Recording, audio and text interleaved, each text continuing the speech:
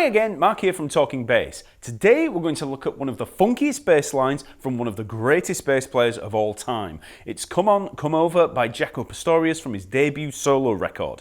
The bass lines in this song are on the absolute must-know list for anyone looking to learn that 16th note funk style of playing. The chorus bass riff in particular contains one of Jaco's signature lines that he used time and time again. We're going to look at the intro, the verse riff and the chorus riff, break them down, and I'll give you some tips on getting them under your fingers. So, let's get into it. As always, the tab and sheet music is all there over at talkingbass.net. Just click that link in the info below. You'll find drum tracks at 3 different tempos so you can build up speed slowly. Also, remember to like the video, subscribe to the channel, and leave a comment below. You can also check out the free Talking Bass membership over at the website, where you'll find over 500 other free bass lessons in the lesson map and a whole community of over 100,000 bass players chatting in the forums and groups. There's also other learning resources and downloads like the Scale Reference Manual ebook and the 25 Bass Groove Challenge. Remember, it's all free, so just sign up today and join a great bass community. So let's get started with the opening intro line, which sounds like this.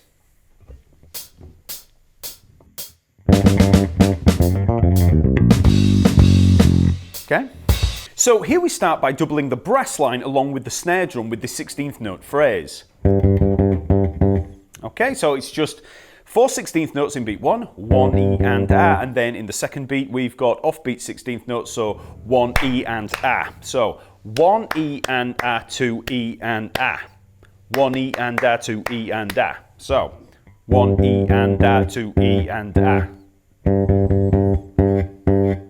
1 E and A, 2 E and A. Okay, and you just have to build up speed with that. Next we play a solo bass fill that sounds like this. And this is all based on pretty much a C blues scale. So we come up F, F sharp, G. We pick the first note and then hammer on the other 2 notes. So it's 3rd, 4th and 5th frets on the D string. Then we play the B flat there at the 3rd fret of the G string. Then we have this little turn on the F and the F sharp, 3rd and 4th frets on the D string. So F, F sharp, F. Then down to the E flat there at the 6th fret of the A string. Then we come down C and B flat, 3rd fret A string, and then the 6th fret on the E string. So.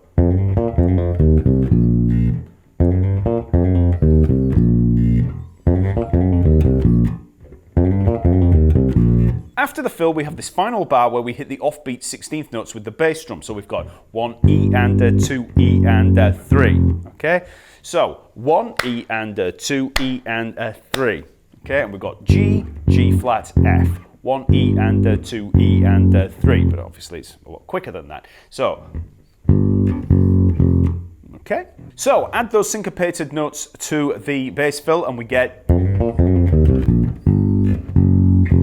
Okay, so you've got to be careful there with those offbeat 16th notes. And then if we add the opening doubling there we have.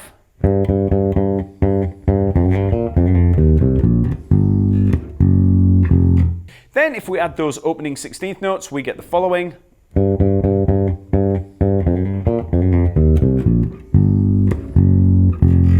After the fill, we lead into the main riff. But let's stick with the intro for a minute. So I've provided 3 tracks at 90, 100 and 110 beats per minute, so you can start building up speed on this. But obviously you want to practice away from the tracks to begin with until you've got it down. So let's try 90 beats per minute.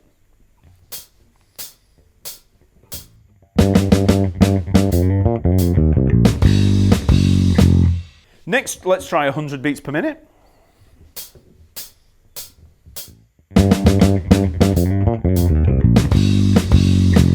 And now let's try 110 beats per minute.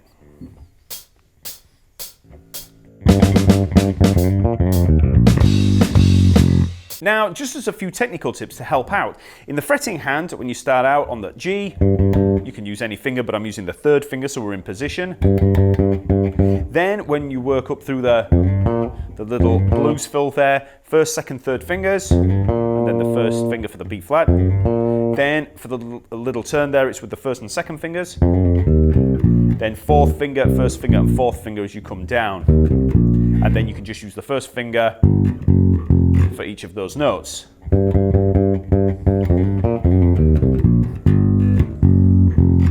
In terms of the picking hand, you want to place the thumb on the E string there so you can work down easier, and you can pretty much start on any finger. So, you know, if you start on the second finger, you know, and then you come down, you can use any finger to start there, but you really want to make sure that as you come down, when you, let's say, play the turn, you might want to be on the first finger there, and then first finger, second finger, first finger as you come down afterwards. If you hit that turn there, picking with the first finger, you'll probably be okay as you come down. And then you can just use one finger for the rest of it. So not much there in terms of the actual technique, but out of all of that, I'd probably say that placing the thumb on the E string is probably the most useful thing to do, because it moves by fairly quick and you're going to be coming down fairly quick. And obviously when you get down to the E string, you're going to have to jump back onto the pickup, okay? So now let's have a look at the main verse riff, and this is probably the easiest part of this whole song. So it sounds like this.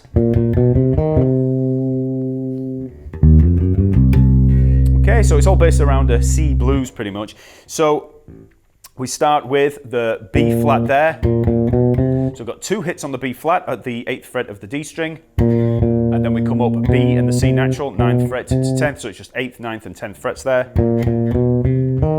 Then it's 8th fret on the G string for the E flat, and back to the C there at the 10th fret of the D string. Okay, so this is a pickup bar here, so we're coming in before the first beat, so we're going to be on the 4th beat. 4 E and then the E flat to the C, that's on the first beat of the bar. Then we just hold. Then when we get to the 4th beat of the bar, we have E flat, which I'm playing there at the 11th fret of the E string, and then we come up on the F, F sharp and G, so 8th, 9th and 10th frets on the A string. And then we've got 2 hits on the C at the 8th fret of the E string, okay? So all of that together. 2, 3. 2, 3. 2, 3. And that's the riff. So I've included one track at 110 beats per minute, the original tempo, just so you can practice that riff round and round. So don't bother with the intro at first, just try the riff. So that sounds like this.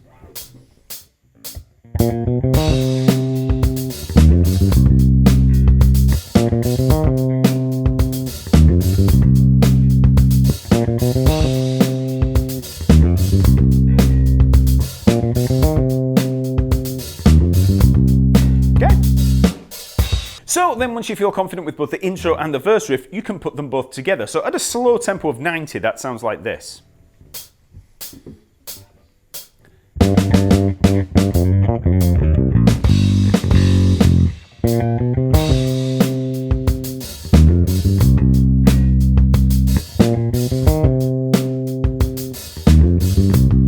Okay. Then you can try working your speed up and eventually try at 110 beats per minute.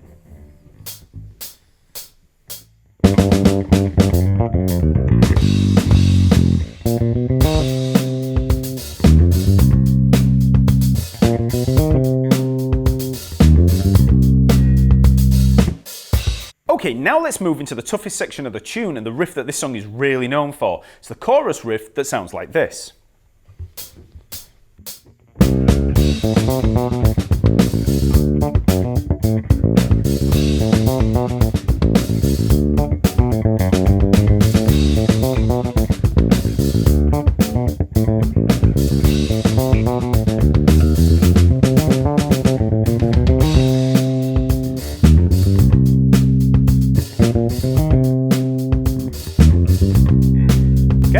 Now, Jaco pretty much improvised this line by working around a general bass line idea that he'd worked on for a long time. This is quintessential Jaco Pastorius funk playing, and it really is based around a feel. It's worth learning the line that I present here, which is the first chorus, but then have a listen to how he plays around with it in the other choruses. You really want to learn the line and then try playing around with it yourself. Once you have the basic groove down and you can feel those ghost notes, it's very much a case of just popping in those syncopated notes around it. So we start with 2/8 notes leading into the line of C and C sharp, 3rd fret, 4th fret, A string. then we're on the D on beat 1, 5th fret of the A string. So then we have, okay, so that's the first line we're going to learn. So we have the D there, 5th fret A string, and then we've got, so we've got the A there, 7th fret of the D string, twice. Then we've got the C up there, that's the minor 7th there, that's 5th fret of the G string, and back to the A. So.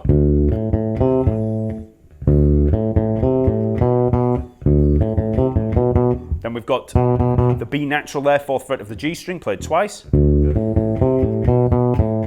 Okay, and then we're back to the A at the 7th fret of the D string. Then we've got 2 ghost notes, which I'm going to play on the D string and the A string. So here you're going to have to, take the hand there, lay it lightly across. If you've seen any of my other lessons on that home position that I talk about, that's worth looking at here, but I'm not going to go right into that. You're basically just playing 2 ghost notes. So we've got those 2 dead notes there on the D string and A string.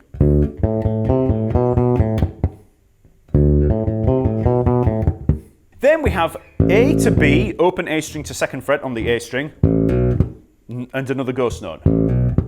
And then 2 hits on the C sharp, 4th fret of the A string, which is leading us back up to that D. Okay, so we're just coming up A, B, C sharp, D with those ghost notes in there. So very slowly. Then back to the D. Okay, so you can hear when you speed it up, it just sounds really cool. So when you play it really, really slowly, it still sounds fairly cool, but you want to practice this slowly. And you can just try that round and round and round.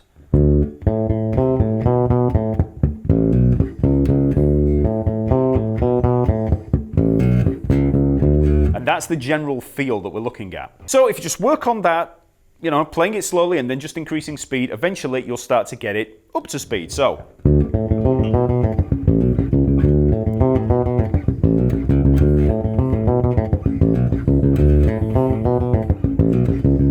Okay? So once you have that line down, it's just a case of alternating the bars with some variations. So for the second bar we have,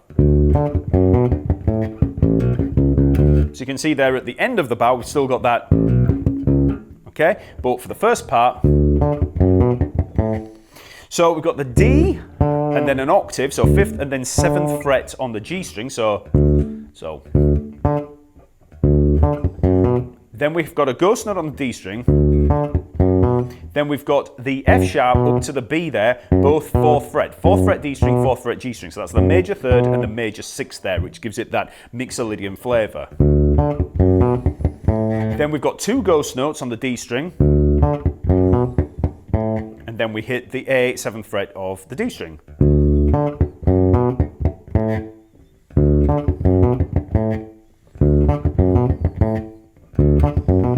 You can hear as you build up speed, those ghost notes in there give it that real bounce.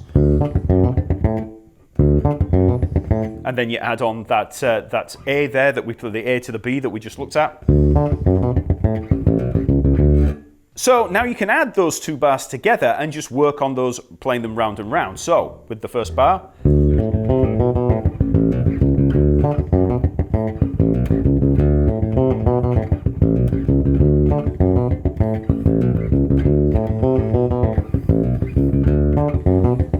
Okay, so for the next variation, we've got the following. Okay, so again, we've got that octave D there, 5th fret A string, 7th fret G string. Then we've got 2 ghost notes on the D string. Then we've got B to the A, 4th fret G string, 7th fret D string. And we play that A twice. Then we come up with this little chromatic run, F sharp, G, G sharp, and then the A, and we play 2 notes on each.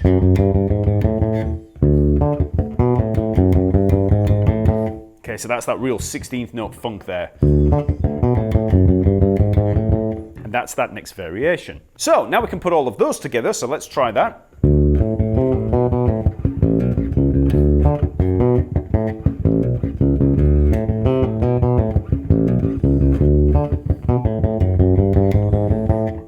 That's the first 4 bars. Then once again, we've got our original bar. And then we have this last variation.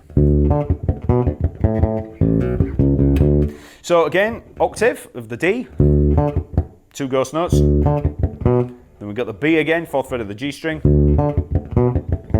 2 ghost notes again after the B, and then 2 hits on the A, this time on the beat. So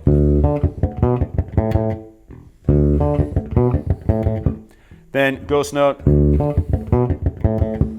and then we're back into the open A.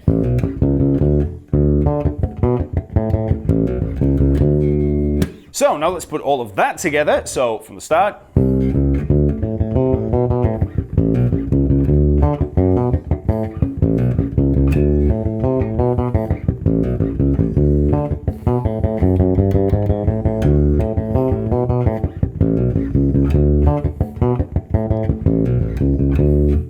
Then finally we have this.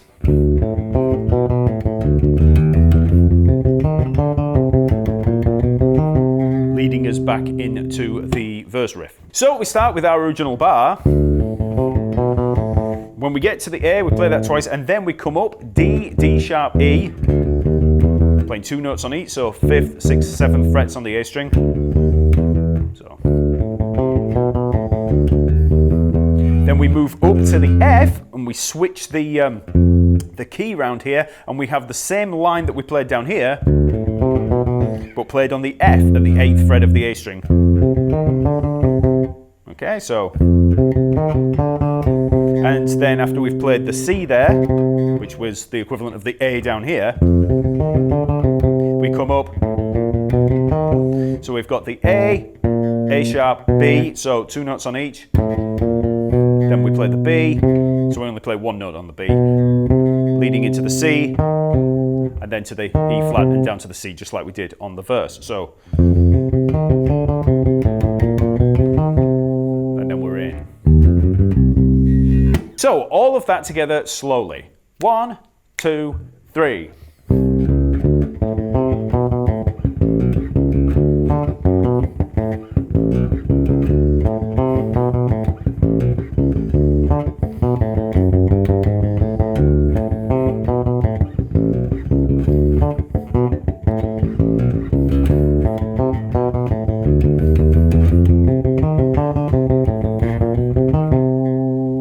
So from a technical standpoint, each of these lines is very similar. So on the opening line, I'm using the first finger here in the fretting hand for the D there on the A string, and then I'm using the 4th finger, the pinky, for the A there, and then I'm just using the first finger, the index finger, for the C and the B. So, okay. Then you can just use the index finger for both of these notes down here, and then kind of slide up with that first finger.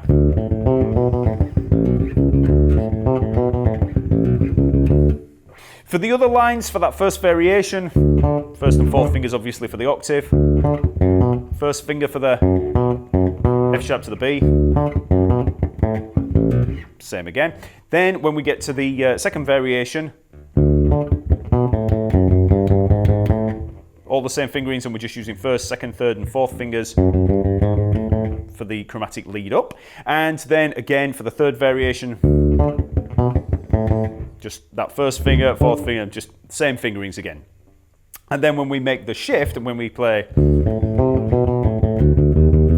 1st, 2nd and 3rd fingers there, as we come up the D, D sharp and E, and then we switch to the 1st finger as we move up to the F. And then it's just the same fingering that we use down here. So in terms of the fretting hand, it's all pretty straightforward. So in terms of the picking hand, it's mostly alternate picking. So I'm starting with the index finger. When I come back down from that B down to the A, I am actually raking there. So I've got the 1st finger, and then we're alternating starting on the 2nd finger on the A, raking as I come back down. Then we've got the 2 ghost notes, 2nd finger, 1st finger, and then you're just alternating again as you come up. Okay, so that's all pretty straightforward. The only part that's probably going to be tricky here is when we make the shift. So you'll find that when you get to the F here, you're on the first finger and you're playing 2 notes on there. So when you get to the C, you're going to be alternating on that first finger rather than the second finger, which means so when you get up to that E flat, you're going to rake back down onto the D string. So it's a little bit more tricky there. It's the opposite of what we had down here. So it's all going to feel a little bit odd because you're kind of jumping up with the first finger. The rest of it's just alternate picking. So practice that slowly in your own time, no tracks or anything like that, just getting those notes under your fingers. Then you can try with the track. So we'll start playing it at 90 beats per minute.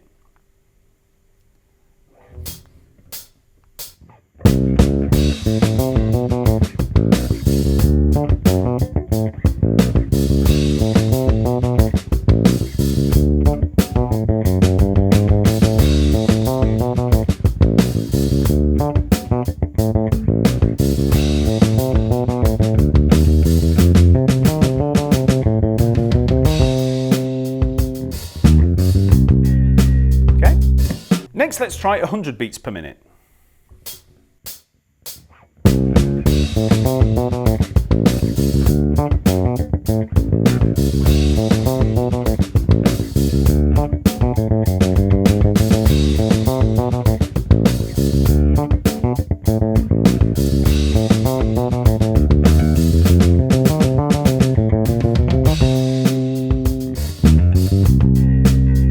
And finally, you can try 110 beats per minute.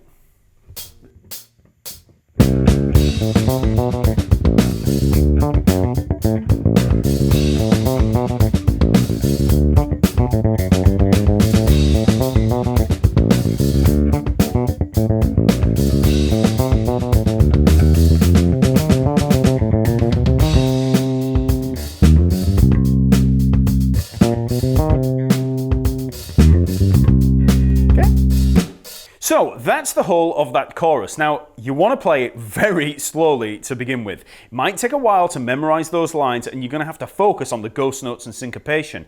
But more than anything, you're going to have to really immerse yourself in the feel.